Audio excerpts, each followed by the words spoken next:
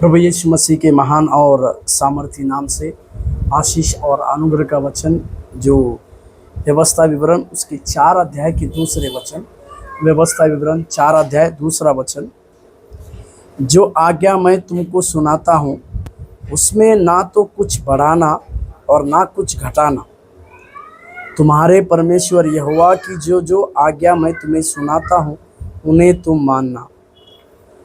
मूसा के उपदेश की बातों को यहाँ पर हम देखते हैं। मूसा परमेश्वर से प्राप्त कुछ आज्ञाओं को लेकर इजराइल लोगों को कहते हैं और ये मूसा का उपदेश भी है कह के कहते हैं। पर मसीह जीवन को जीते समय हमें इस बात की ओर ध्यान देने की बहुत आवश्यकता है।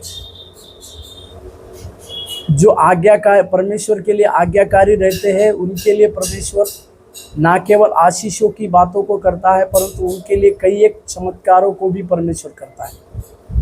अगर हम आज्ञाकारी रहेंगे तो परमेश्वर हमारे जीवन में चमत्कार की बातों को करेगी। यहाँ पर परमेश्वर ने इस पवित्र शास्त्र के माध्यम से कई एक प्रकार की आज्ञाओं को कई एक लोगों को दिया है। इन आज्ञाओं को मानने के द्वारा हम आशीष की बातों को प्राप्त करने वाले बनेंगे। इसी के लिए हम इस बात को समझे कि जो परमेश्वर ने आज्ञा दी है, यहाँ मूसा इस बात का एक स्पष्ट उल्लेख करता है कि जो आज्ञाएं परमेश्वर ने दी है उन सारी आज्ञाओं को मानना तो अवश्य है ही, परंतु उसमें ना तो हम कुछ बढ़ा सकते हैं और ना ही घटा सकते हैं। कई बार कई प्रकार के कल्ट की बातों को आने के द्वारा हम परमेश्वर के उस वचन की या परमेश्वर की जो आज्ञाओं की बातें हैं उसमें से कुछ घटाने की बातें करने के चलते हम आशीषों को खोने की बातें हैं।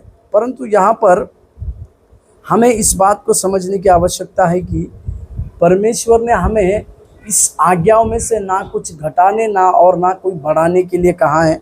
साथ ही